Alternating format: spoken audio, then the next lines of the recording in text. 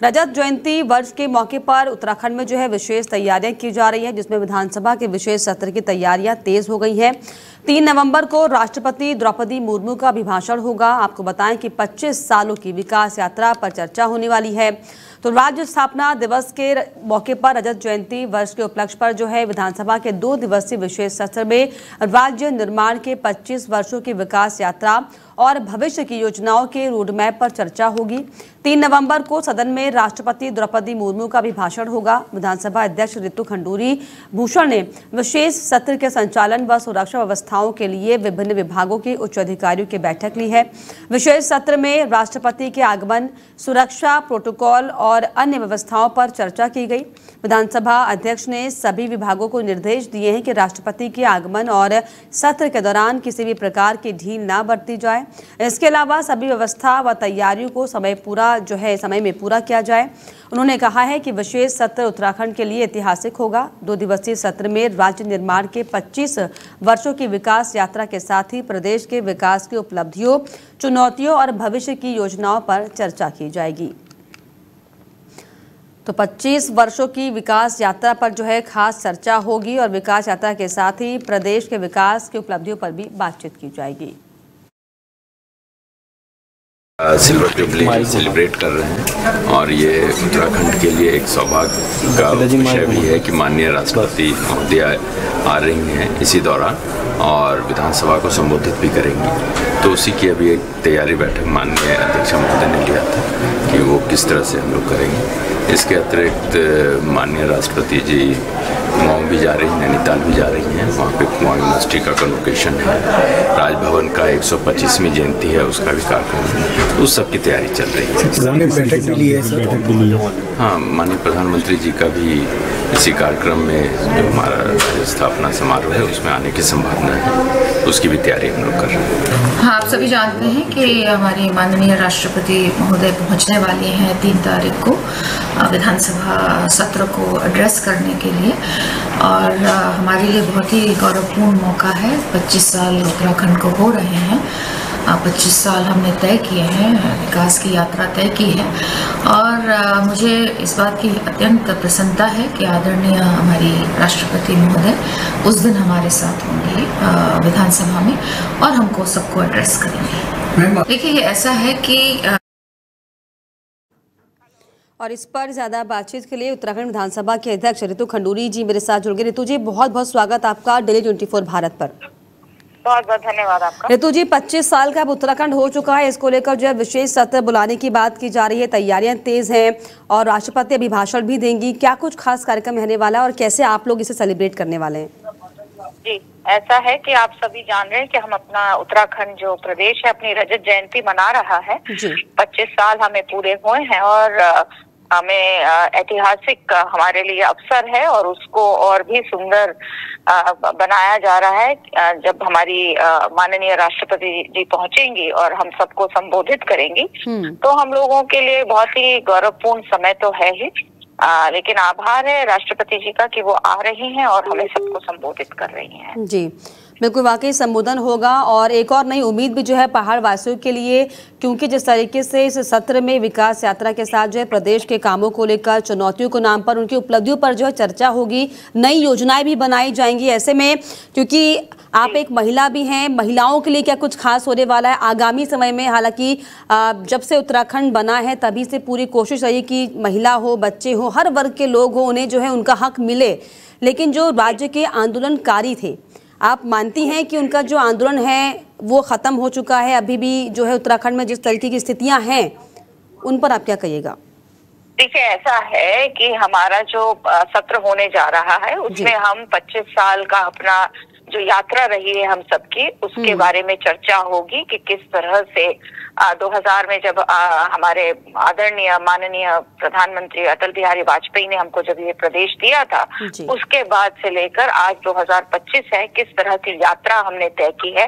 उस यात्रा में किस तरह का विकास हमने देखा है और हर वर्ग का विकास देखा है। और खासकर महिलाओं की अगर बात करूं तो पिछले सालों में हमने देखा है कि महिलाओं की स्थिति धीरे धीरे अच्छी हो रही है। उन्हें उनके राइट्स और जो है वो दिए जा रहे हैं। जो मेरिट के साथ वो ऊपर आ रही हैं, आगे बढ़ रही हैं। इकोनॉमिकली इंडिपेंडेंट करने के लिए समूहों के माध्यम से उन्हें आगे बढ़ाया जा रहा है। तो मुझे जो विश्वास है कि जो हमारे सदस्यगण हैं वो इस तरह जो हमारी यात्रा तय की गई है उस पर बातचीत होगी, अपने अपने क्षेत्रों की बात करेंगे। बहुत सारे सब्जेक्ट्स हैं, कृषि है, स्वास्थ्य है, शिक्षा है, उस पर अपने विचार रखेंगे और साथ ही साथ अगला 25 साल हमारा कैसा होना चाहिए उस पर भी एक अपना विजन अवश्य रखेंगे।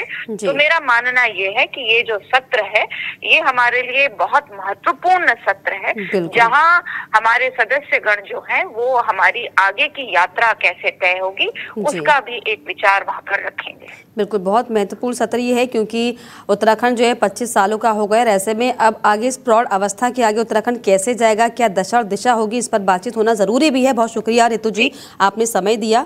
तो उत्तराखंड आपको बताएं कि 25 साल का पूरा होने वाला है और इसी खास अवसर पर रजत दिवस के मौके पर जो है इसे सेलिब्रेट किया जा रहा है और इसी के खास मौके पर जो है 2 दिन का विशेष सत्र बुलाया गया है, जिसमें जो 25 सालों की उपलब्धियां थी उन पर बातचीत होगी। 25 साल में क्या बेहतर काम किए और क्या बेहतर काम होने थे, दरअसल उन पर भी चर्चा होगी, जिसमें जाहिर तौर पर जो है पक्ष विपक्ष अपने तर्क रखेगा कि आगे जो है किस तरीके से रूपरेखा उत्तराखंड की तय की जाए ताकि जो जन समस्याएं हैं वो जो है पूर्ण रूप से खत्म हो जाए पहाड़ों में, पहाड़ वासियों के लिए, उत्तराखंड वासियों के लिए।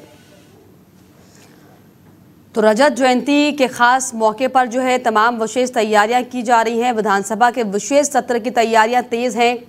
3 नवंबर को राष्ट्रपति मुर्मू का भी भाषण भी इसको लेकर होना है, जिसमें वो बधाई देंगी, शुभकामनाएं देंगी और आगे के लिए कैसे उत्तराखंड की नई दिशा तय की जाए इसको लेकर जो है रोड मैप तैयार किया जाएगा। तो विधानसभा के विशेष सत्र की तैयारियां जोरों पर दिखाई पड़ रही हैं। पक्ष विपक्ष पूरी तरीके से तैयार अपनी बातों को रखने के लिए और उत्तराखंड को जो है एक नई दिशा देने के लिए। और इसी पर और ज़्यादा बातचीत के लिए मेरे साथ कांग्रेस प्रवक्ता गरिमा दसौनी जी जुड़ गई हैं। गरिमा जी, बहुत बहुत स्वागत आपका दिल्ली 24 भारत में। नमस्कार, धन्यवाद आपका। गरिमा जी, जिस तरीके से हालांकि अभी मेरी रितु खंडूरी जी से भी बातचीत हुई, उन्होंने बताया कि पूरे 25 सालों का आकलन होगा और क्या क्या योजना बनानी चाहिए उस पर बातचीत होगी। अब 2 दिन का माफ कीजिएगा विशेष सत्र जो है होने जा रहा है, विशेष तैयारी इसको लेकर हो रही है। विपक्ष की इस पर क्या तैयारी है? नहीं, हम तो उसी हर्षोल्लास से रजत जयंती मनाएंगे। ये कोई भाजपा का स्थापना दिवस तो है नहीं, उनकी रजत जयंती है नहीं, तो ये पूरे प्रदेशवासियों की है। तो कांग्रेस पार्टी भी पूरी ऊर्जा और उत्साह से इस रजत जयंती को मनाएगा। पूरा पखवाड़ा हमने एक प्रोग्राम चॉकआउट किया है। शहीद स्मारक पर जाकर शहीदों के बलिदान और उनकी कुर्बानियों को नमन करते हुए उन्हें भावपूर्ण श्रद्धांजलि दी जाएगी। उसके अलावा राज्य आंदोलनकारियों को हम धन्यवाद ज्ञापित करेंगे, क्योंकि इन्हीं लोगों की वजह से हमें ये राज्य प्राप्त हुआ। 40 शहादत हो गई, उसके बाद ये राज्य प्राप्त हुआ है। तो ये मौका उन लोगों को याद करने का भी है। इसके अलावा प्रधानमंत्री मोदी यहाँ पधार रहे हैं और बहुत गौरवान्वित होने वाला पल है, क्योंकि वो मेरे प्रधानमंत्री भी हैं और हम उत्तराखंड वासियों के लिए गर्व की अनुभूति हम अपेक्षा करेंगे कि हमारी पहाड़ जैसी समस्याओं को देखते हुए वो जरूर हमें कुछ न कुछ हमारी झोली भर कर जाएंगे। वहीं धामी सरकार के लिए कहना चाहूंगी कि रजत जयंती को मखौल बनाना बंद कीजिए, इसका मजाक उड़ाकर रख दिया आपने। 2 दिन के सत्र में आप क्या क्या डिस्कस करेंगे? आप आपदा प्रबंधन डिस्कस करेंगे या पॉलिसी मेकिंग करेंगे, या फिर आप जो है पलायन की स्थिति जिससे हमारे गांव के गांव खाली हो रहे हैं, भूतहा पूरे हमारे गांव हो रहे हैं, हमारी सीमाएं जो है दूसरे देशों से मिलती हैं, नेपाल से, चीन से हमारी सीमाएं मिलती हैं। तो राष्ट्रीय सुरक्षा का मामला डिस्कस होना है, बेरोजगारी का मामला डिस्कस होना है, जंगली जानवर हैं और 9 हिमालयी राज्यों में महिला अपराध में नंबर 1 हम बन गए। 1209 बच्चे 1 साल में हमारे वहाँ लापता हो रहे हैं। उसके अलावा अगर हम बात करें तो टाउनशिप प्लानिंग की बात होनी चाहिए। शहरों में बाहर अधिग्रहण क्षमता से ज्यादा अधिक लोग बस गए हैं। तो कहीं ना कहीं ये सारी बातों पर डिस्कशन के बजाय हम 3 दिन का कॉमेडी सर्कस देखेंगे, जो सरकार और प्रशासन के द्वारा कार्यक्रम रिलीज किया गया है। 1, 2 और 3 नवंबर को कॉमेडी शोज होने वाले हैं उत्तराखंड में। तो ये वक्त हमारे लिए कॉमेडी करने का है। 25 साल हो गए, स्वास्थ्य और शिक्षा को उसके मुकाम तक हम नहीं पहुंचा पाए हैं। डॉक्टर पहाड़ नहीं चढ़ रहे हैं, शिक्षक पहाड़ नहीं चढ़ रहे हैं और आप मजाक बनाकर रख रहे हैं। 1 लाख करोड़ रुपया सालाना हमारा बजट है। आपने जिस तरीके से वाकई कहा कि हम सरकार के साथ रजत दिवस जो है हमारा भी, क्योंकि उत्तराखंड प्रदेश हमारा है, लेकिन हालांकि आते आते जिस तरीके से आपने जाहिर तौर पर धामी सरकार पर जो है निशाना साधा और तमाम जो समस्याएं हैं वो गिनाई, ऐसे में सवाल ये भी उठता है कि गरिमा जी, सरकार तो कांग्रेस की भी रही उत्तराखंड में इन 25 सालों में, तो ये जो हश्र आप गिना रही हैं उत्तराखंड का, पहाड़ वासियों का, इसके लिए जिम्मेदार किसको ठहराएंगी?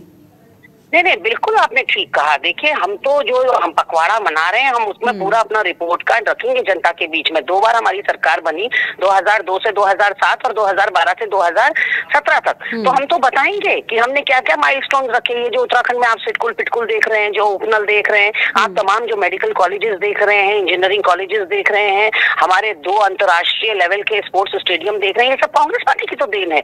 भाजपा बताए कि 9 साल से यहाँ प्रचंड बहुमत और ट्रिपल इंजन की सरकार लेकर बैठे हो, कौन सा मील का पत्थर रखा तुमने? बताओ कि कौन सा मेडिकल कॉलेज, कौन सा इंजीनियरिंग कॉलेज, कौन सा अस्पताल, कौन से स्कूल की नींव डाली आपने? किसका रिबन काटा? ये 1 लाख करोड़ कहाँ जा रहा है? ये सत्र में रिपोर्ट कार्ड रखने का भी समय था कि दामी सरकार बताती कि 25 सालों में उत्तराखंड ने क्या पाया, क्या खोया। तो 2 दिन का सत्र आप रखेंगे और चाहेंगे कि 70 विधानसभाओं के प्रतिनिधि अपनी विधानसभा की पीड़ा साझा कर सकते हैं। ये 70 विधानसभाओं में जो जनता ने चुना है, इन जनप्रतिनिधियों को बहुत विश्वास के साथ सदन में भेजा कि वो उस विधानसभा की मूलभूत समस्याओं को उठाएंगे सदन के अंदर। आप हर बार 2-3 दिन का सत्र रखते हैं और भाग खड़े होते हैं, तो केवल पल्ला झाड़ने वाली बात हो रही है।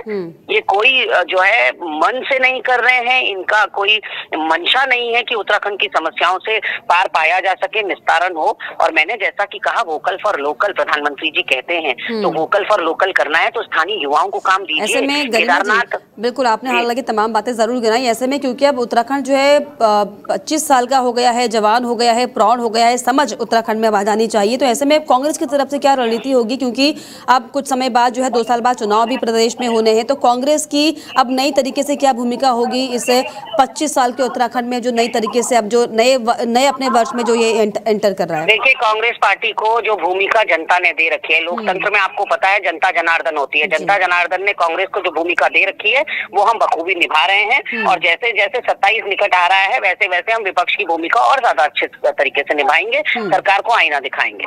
चलिए, सरकार को आईना दिखाएंगे। बहुत शुक्रिया आपका समय देने के लिए। तो गरिमा दसवानी जी, जो कि कांग्रेस के प्रवक्ता है, इनका साफ तौर पर ये कहना है कि जैसे जैसे समय नजदीक आएगा, विपक्ष की भूमिका जो उसी तरीके से निभाई जाएगी। लेकिन क्योंकि ये जो मौका है, ये पक्ष और विपक्ष करने का नहीं, बल्कि एक साथ मिलकर उत्तराखंड के लिए, उत्तराखंड दिवस को मनाने का है। इसलिए जो है हम पूरे जोर शोर के साथ इस त्योहार को, इस पर्व को मनाएंगे, ताकि आगामी जो समय हो वो पहाड़ के लिए, पहाड़ वासियों के लिए, उत्तराखंड वासियों के लिए और ज़्यादा आसान हो और बहुत ज़्यादा बेहतर हो।